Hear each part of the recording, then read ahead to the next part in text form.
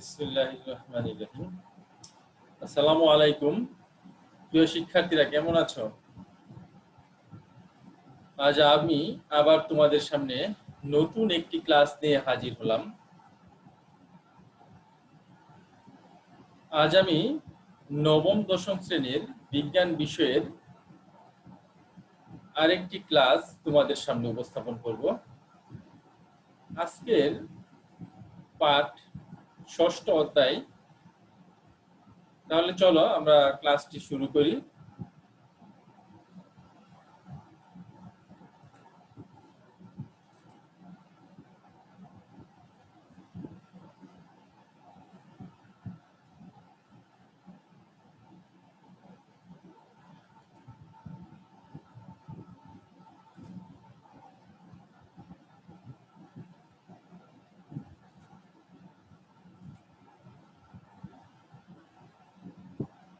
প্রিয় শিক্ষার্থী বন্ধুরা, সবাইকে আমার ক্লাসে স্বাগতম।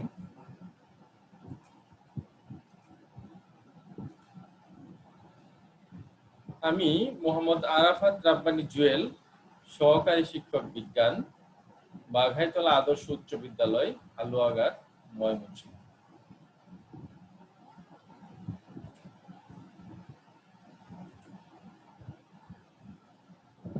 আজকের পাঠ পরিচিতি নবম শ্রেণীর বিজ্ঞান বিষয়ের ষষ্ঠ অধ্যায় নিয়ে আজকে আমরা আলোচনা করব।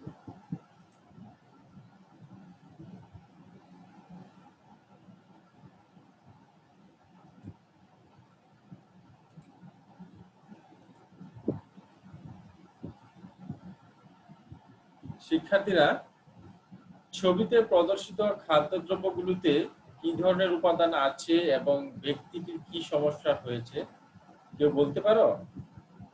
তোমরা ছবিগুলো একটু মনোযোগের সাথে খেয়াল করো। আমার মনে হয় সবাই অনুধাবন করতে পারছি আমরা। ছবিতে টক জাতীয় কিছু ফল, অর্থাৎ লেবু, কমলা লেবু, এই ধরনের ফল দেখা যায়, তাই না? এগুলো মূলত কি ধরনের ফল? এসিড জাতীয় ফল, তাই না? তোমরা ধারণা করতে পারছো? আর একটু ডান পাশের ছবিতে খেয়াল করি আমরা। একজন লোক, তার মনে হয় যে পেটে ব্যথা অনুভব করছে, এরকম, তাই না? আমরা কখন এরকম করি? যখন আমাদের পেটের মধ্যে বিভিন্ন প্রবলেম দেখা দেয়, পেট ব্যথা বা পেটের মধ্যে কেমন অনুভব করা। তাহলে এই ছবিগুলো দেখে তোমরা কি কোনো কিছু অনুমান করতে পারছো? হ্যাঁ, এই ছবিগুলো থেকে আমরা আজকের পাঠ সম্পর্কে কিছুটা ধারণা অনুভব করতে পারছি। তাহলে আজকের পাঠটি কি হতে পারে? আজকের পাঠ হচ্ছে অম্ল বা অ্যাসিড। তাহলে আজকের পাঠ অম্ল বা অ্যাসিড। সবাই আমরা ক্লাসে মনোযোগ দিই।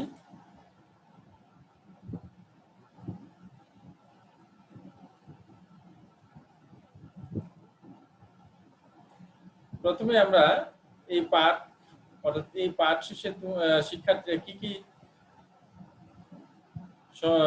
বিষয় সম্পর্কে অবগত হবে আমরা একটু জেনে নেই। এই পাঠের শিখন ফলগুলো: পদার্থের পিএইচ এর মান সম্পর্কে বর্ণনা করতে পারবে, দুর্বল ও শক্তিশালী অ্যাসিড ব্যবহারের সাবধানতা ব্যাখ্যা করতে পারবে, অ্যাসিড ও এর অপব্যবহার ও তার শাস্তি সম্পর্কে বর্ণনা করতে পারবে,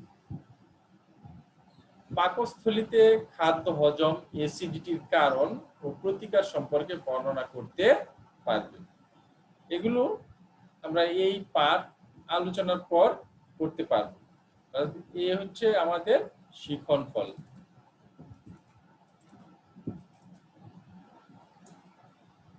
পিএইচ সম্পর্কে আমরা একটু দেখে নিই। পিএইচ বা পাওয়ার অফ হাইড্রোজেন, হাইড্রোজেনের পাওয়ার, এর সংক্ষেপে বলা হয় পিএইচ।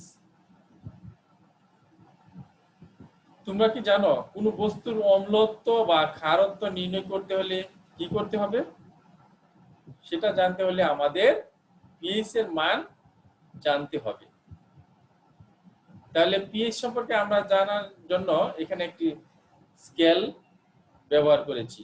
এটাকে বলা হয় পিএইচ স্কেল। অর্থাৎ পিএইচ স্কেলের মাধ্যমে কিভাবে পানির অম্লত্ব বা ক্ষারত্ব বের করা হয় সেটা আমরা দেখব। তোমরা এখানে খেয়াল করো, স্কেলটার প্রথম দিকে 0 থেকে শুরু করে 1 2 3 4 5 6 7 8 9 10 এভাবে উপরের দিকে সংখ্যাগুলো আছে, তাই না? অর্থাৎ এগুলো হচ্ছে বিভিন্ন মান, এবং এই মানের সাথে খেয়াল করে থাকবে মানের সাথে বিভিন্ন কালার অর্থাৎ রঙের ব্যবহার করা হয়েছে।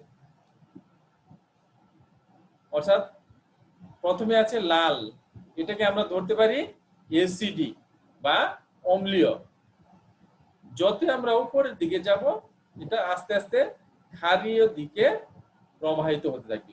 অর্থাৎ যদি পিএইচ এর মান 0 বা 1 হয় তাহলে এটা হবে অ্যাসিডিক বা অম্লীয়, এবং এটা যতই উপরের দিকে উঠতে থাকবে 5 6 7, হ্যাঁ, তখন অ্যাসিডিকের পরিমাণ অর্থাৎ অম্লত্বের পরিমাণ কমতে থাকবে এবং ক্ষারত্বের পরিমাণ বাড়তে থাকবে। এখানে আমরা মোটামুটি 3টা ভাগে এটাকে ভাগ করতে পারি। একটা হচ্ছে অম্লীয়, আরেকটা হচ্ছে ক্ষারীয়, এবং মাঝখানের যে অবস্থা সেটাকে আমরা বলতে পারি নিরপেক্ষ। তাহলে পানির যে ভালো পিএইচ বা পিএইচ এর মান যদি 6 থেকে 7 হয় তাহলে সেটা হবে সবচেয়ে ভালো। অ্যাসিডের, হ্যাঁ, এভাবে যে কোনো পিএইচ যখন আমরা 6 7 8 এর মধ্যে দেখব সেটা হচ্ছে নিরপেক্ষ মান। তাহলে এইভাবে 0 থেকে যতই উপরের দিকে যেতে থাকবে অ্যাসিডের মাত্রা ততই কমতে থাকবে, অর্থাৎ ক্ষারের দিকে প্রবাহিত হতে থাকবে। তাহলে শিক্ষার্থীরা এই স্কেলের মাধ্যমে অর্থাৎ পিএইচ স্কেলের মাধ্যমে তোমরা কিভাবে পিএইচ পরিমাপ করতে হয় তা জানতে পারবে।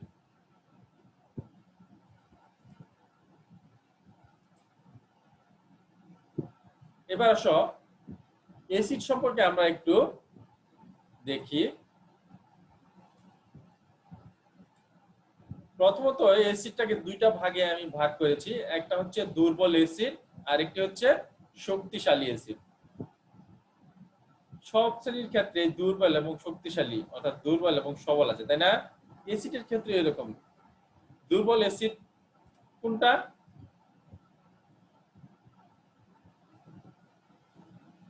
তাহলে আমরা দুর্বল এবং শক্তিশালী অ্যাসিডের সংজ্ঞাটা একটু দেখি। প্রথমে আসো দুর্বল অ্যাসিড। যে অ্যাসিড পানিতে পুরোপুরি বিয়োজিত না হয়ে আংশিকভাবে হাইড্রোজেন আয়ন তৈরি করে তাকে দুর্বল অ্যাসিড বলে। সাধারণত জৈব অ্যাসিডগুলো দুর্বল অ্যাসিড। আমি আবার বলছি, যে অ্যাসিড পানিতে পুরোপুরি বিয়োজিত না হয়ে আংশিকভাবে হাইড্রোজেন আয়ন তৈরি করে তাকে দুর্বল অ্যাসিড বলে। দুর্বল অ্যাসিডের মধ্যে জৈব অ্যাসিডগুলো দুর্বল অ্যাসিড হিসাবে আমরা দেখতে পাই। তাহলে দুর্বল অ্যাসিডের একটা উদাহরণ দেখি। লেবু, কমলা লেবু, এই ধরনের টক জাতীয় যে ফলগুলো আছে এদের মধ্যে অ্যাসিড আছে, তোমরা সবাই জানো। লেবুতে সাইট্রিক অ্যাসিড, কমলাতে কি আছে বলো তো?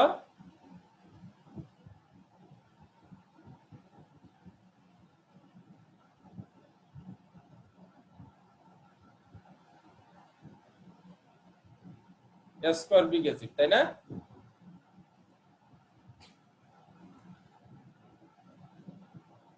এবার আসো শক্তিশালী অ্যাসিড। যে অ্যাসিড পানিতে পুরোপুরি বিয়োজিত না হয়ে হাইড্রোজেন আয়ন তৈরি করে তাকে শক্তিশালী অ্যাসিড বলা হয়। যে অ্যাসিড পানিতে পুরোপুরি বিয়োজিত না হয়ে হাইড্রোজেন আয়ন তৈরি করে তাকে শক্তিশালী অ্যাসিড বলে। সাধারণত রাসায়নিক অ্যাসিড গুলো শক্তিশালী অ্যাসিড হয়, তাই না? আরেকবার দেখো, যে অ্যাসিড পানিতে পুরোপুরি বিয়োজিত হয়ে হাইড্রোজেন আয়ন তৈরি করে তাকে শক্তিশালী অ্যাসিড বলা হয়। রাসায়নিক অ্যাসিড গুলো শক্তিশালী অ্যাসিড নামে হিসেবে পরিচিত। দেখি আমরা এখানে বিভিন্ন ধরনের রাসায়নিক অ্যাসিড আছে। হ্যাঁ, সালফিউরিক অ্যাসিড একটি তীব্র অ্যাসিড আমরা জানি। হ্যাঁ, এই ধরনের যে অ্যাসিড গুলো আছে সেগুলো হচ্ছে শক্তিশালী অ্যাসিড।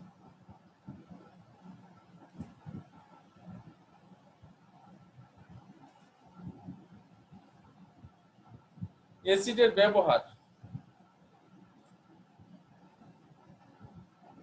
আমরা দৈনন্দিন বিভিন্ন কাজে অ্যাসিড ব্যবহার করি। একটু দেখি, পরিপাকের ক্ষেত্রে আমাদের যে খাদ্য পরিপাক হয়, খাদ্য গ্রহণ করার পর পরিপাক হয়, তাই না? এই পরিপাকের ক্ষেত্রে কিন্তু একটা অ্যাসিড ব্যবহার করা হয়, হাইড্রোক্লোরিক অ্যাসিড। এই অ্যাসিডটা আমাদের খাদ্য পরিপাকে সহায়তা করে। বিদ্যুৎ সংরক্ষণের ক্ষেত্রে, অর্থাৎ তোমরা খেয়াল করে থাকবে ব্যাটারি, যখন আমরা ব্যাটারি ব্যবহার করি, ব্যাটারিতে কিন্তু বিদ্যুৎ সঞ্চয় করে রাখা হয় যাতে আমরা এটা পরবর্তীতে ব্যবহার করতে পারি। এই ব্যাটারিতে কিন্তু আমরা একটা শক্তিশালী অ্যাসিড ব্যবহার করি, সালফিউরিক অ্যাসিড নাম শুনেছ, এই অ্যাসিডটা আমরা ব্যবহার করে থাকি। খাদ্য সংরক্ষণের ক্ষেত্রে অ্যাসিড ব্যবহার করা হয়। বিভিন্ন ধরনের আচার, হ্যাঁ, যে ধরনের খাদ্যগুলো দীর্ঘদিন সংরক্ষণ করে রাখতে হয়, প্রিজারভেটিভ হিসাবে এই অ্যাসিডগুলো ব্যবহার করতে পারি। সেটা হচ্ছে ভিনেগার।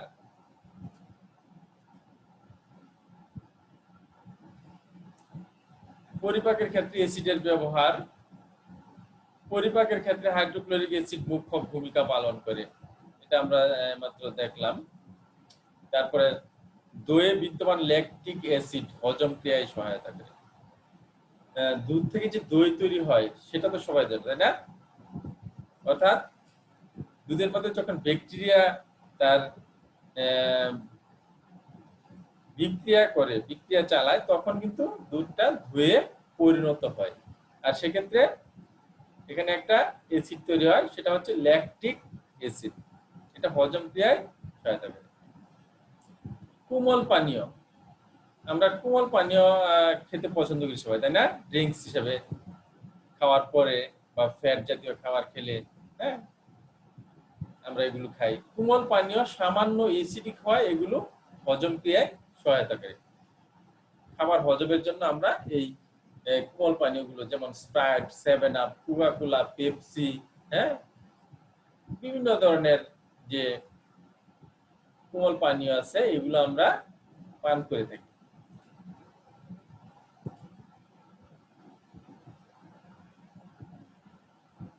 পরিপাকের ক্ষেত্রে অ্যাসিডিটি, এখন আমরা আরেকটি বিষয় নিয়ে খেয়াল করব যে আমাদের খাদ্য গ্রহণের ফলে অনেক সময় পেটের সমস্যা দেখা যায় যে অ্যাসিডিটি হয়েছে, অর্থাৎ পেট ব্যথা, বমি বমি ভাব, হ্যাঁ, এই ধরনের সমস্যা হয়, তাই না? সবারই মাঝে মধ্যে হয়, খাওয়ার ক্ষেত্রে কোনো অনিয়ম হয়, সমস্যা হয়। বিভিন্ন কারণে পাকস্থলীর ভিতরকার হাইড্রোক্লোরিকের অ্যাসিডের পরিমাণ বেড়ে যায়, আর এই অবস্থাকে অ্যাসিডিটি বলে। তাহলে অ্যাসিডিটিটা কি এবং কেন হয় আমরা একটু আবার বলি। বিভিন্ন কারণে পাকস্থলীর ভিতরকার হাইড্রোক্লোরিক অ্যাসিডের পরিমাণ বেড়ে যায়, আর এই অবস্থাকে অ্যাসিডিটি বলে। আমরা তো আগে বলেছি যে পাকস্থলীতে এক ধরনের অ্যাসিড আছে, সেটা হচ্ছে হাইড্রোক্লোরিক অ্যাসিড, যেটা খাদ্য পরিপাকে সহায়তা করে।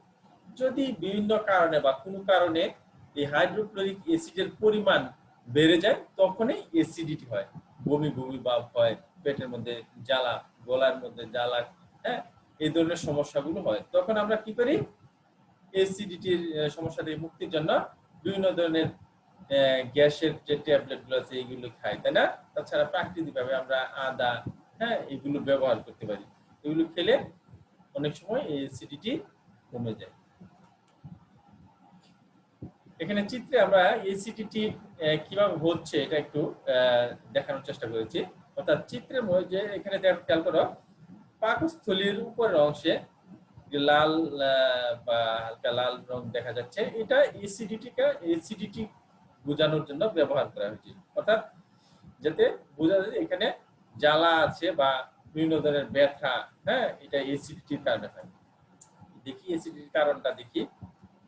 এক নম্বর, অতিরিক্ত মশলা জাতীয় খাবার খাওয়া। অ্যাসিডিটি কেন হয় বা কখন হবে? যদি অতিরিক্ত মশলা জাতীয় খাবার গ্রহণ করা হয় তখন অ্যাসিডিটি হয়ে থাকে। অতিরিক্ত চা কফি পান করা, যদি আমরা বেশি ঘন ঘন চা কফি পান করে থাকি তখনও কিন্তু আমাদের এই অ্যাসিডিটি হতে পারে।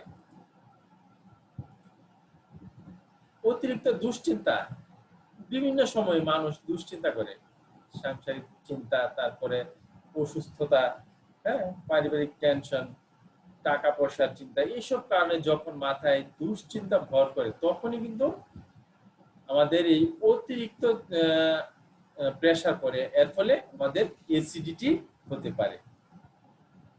তাহলে সেক্ষেত্রে অ্যাসিডিটিটা কি কারণে হয় তোমরা সবাই ক্লিয়ার?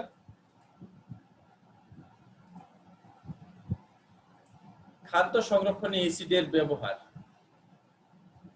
খাদ্য সংরক্ষণে অ্যাসিডের ব্যবহার, দীর্ঘদিন খাদ্য সংরক্ষণ করতে হলে অ্যাসিড ব্যবহার করতে হয়। তোমরা কি কেউ বলতে পারো আমরা আচার জাতীয় খাবার সংরক্ষণে কি ব্যবহার করি? সবাই মোটামুটি আমরা জানি যে আচার দীর্ঘদিন রাখা যায়, তাই না? এক্ষেত্রে সরিষার তেল আমরা ব্যবহার করি। তাছাড়াও এটাকে আমরা এক ধরনের অ্যাসিড ব্যবহার করে দীর্ঘদিন সংরক্ষণ করে রাখতে পারি। এটা আমরা দেখি,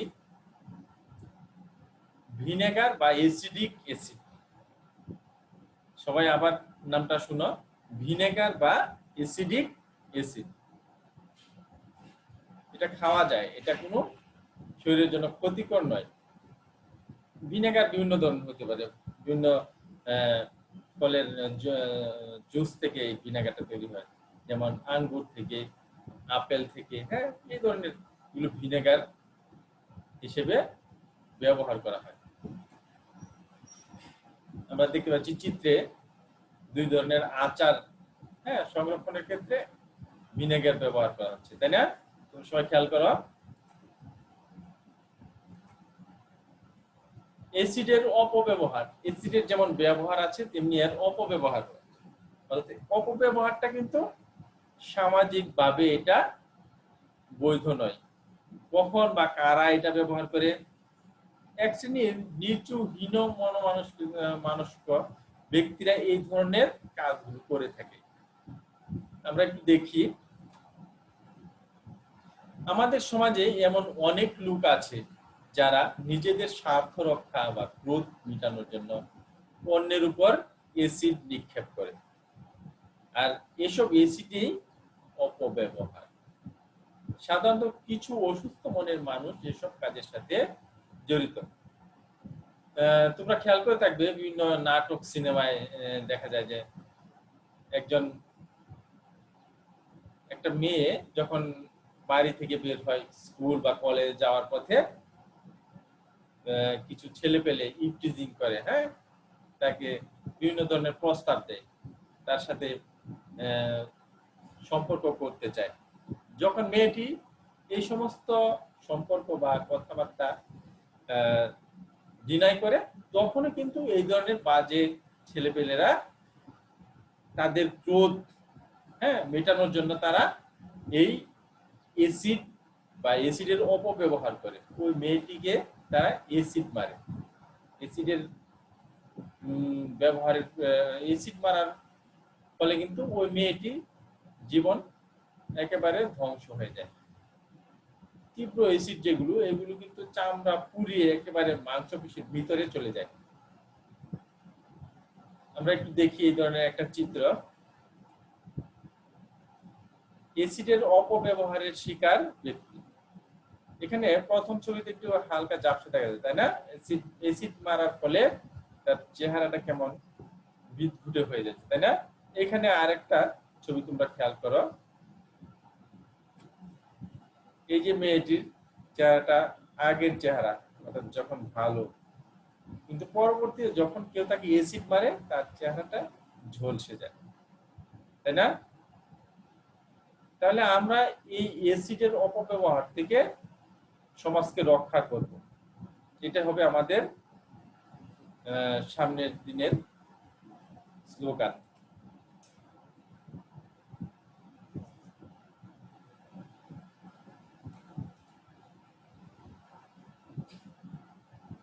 আইন কানুন, অর্থাৎ এসিড সম্পর্কে কিছু আইন কানুন আছে, দেখি আমরা আইন কানুন সম্পর্কে। বাংলাদেশের সংবিধানের নারী ও শিশু নির্যাতন আইন 1995 অনুযায়ী যাবজ্জীবন কারাদণ্ড থেকে ফাঁসিতে ঝুলিয়ে মৃত্যুদণ্ড হতে পারে। অর্থাৎ যারা অন্যায়ভাবে এসিড মারবে তাদেরকে বাংলাদেশ নারী ও শিশু নির্যাতন আইন 1995 অনুযায়ী যাবজ্জীবন কারাদণ্ড থেকে ফাঁসিতে ঝুলিয়ে মৃত্যুদণ্ড পর্যন্ত হওয়ার বিধান আছে। এটা হচ্ছে এসিড মারার আইন।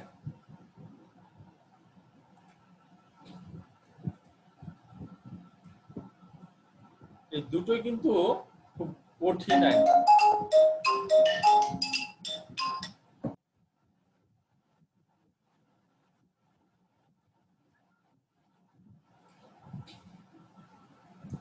এসিড নিক্ষেপ প্রতিরোধের স্লোগান, আমরা একটু স্লোগানটা দেখি।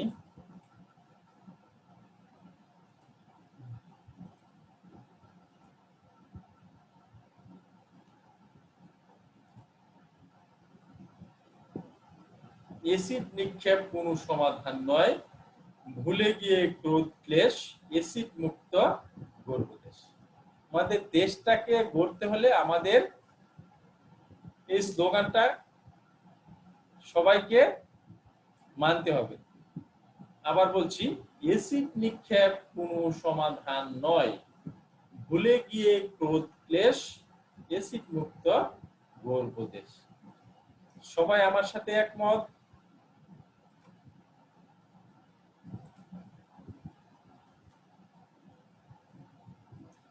আচ্ছা, আমরা এতক্ষণ যা আলোচনা করলাম, তাহলে তোমরা এই আলোচনার আলোকে যেটা প্রশ্নের উত্তর দাও তো। দৈনন্দিন জীবনে ব্যবহৃত কতগুলো এসিডের নাম বলো। আমাদের ব্যবহার দৈনন্দিন জীবনে যে এসিড গুলো ব্যবহার করি আমরা বলতে পারি না? এক নম্বরে কি বলতে পারি? আমরা এখানে যা আলোচনা করেছি, আলোচনা কি কি করেছি? খাদ্য সংরক্ষণে এসিড ব্যবহার করেছি, বিদ্যুৎ সঞ্চয়ে এসিড ব্যবহার করি, তাই না? খাদ্য সংরক্ষণের যেগুলো ভিনেগার, বিদ্যুৎ সংরক্ষণের ক্ষেত্রে কি আছে? শক্তিশালী এসিড, সালফিউরিক অ্যাসিড। 2 নাম্বার, এসব অ্যাসিডের উৎস চিহ্নিত করো। উৎসটা কোত্থেকে, অর্থাৎ কি যেখান থেকে অ্যাসিডটা সংগ্রহ করা হয়। অর্থাৎ একটা হচ্ছে দুর্বল অ্যাসিড, যেটা আমরা বলেছি খাদ্য সংরক্ষণে ব্যবহার করা হয়, ভিনেগার, এগুলো বিভিন্ন ধরনের ফল থেকে তৈরি হয়, তাই না? আর শক্তিশালী অ্যাসিড গুলো আমরা রাসায়নিকভাবে পেয়ে থাকি, সালফিউরিক অ্যাসিড, এগুলো। তাহলে শিক্ষার্থীরা, মোটামুটি অ্যাসিড সম্পর্কে আমরা যা আলোচনা করলাম, তোমরা এর থেকে যে ধারণা পেয়েছ, নিজেরা এগুলো আবার বাড়িতে পুনরায় একটু দেখবে।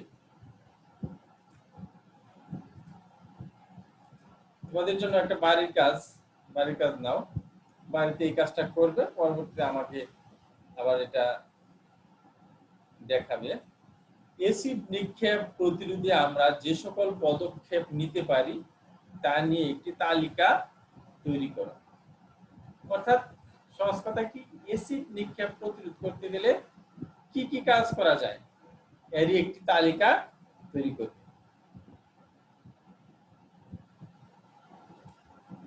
তাহলে প্রিয় শিক্ষার্থীরা, আজকের মতো এই পর্যন্তই। ধন্যবাদ সবাইকে। সবাই ভালো থেকো। আগামী ক্লাসে আবার দেখা হবে। ধন্যবাদ।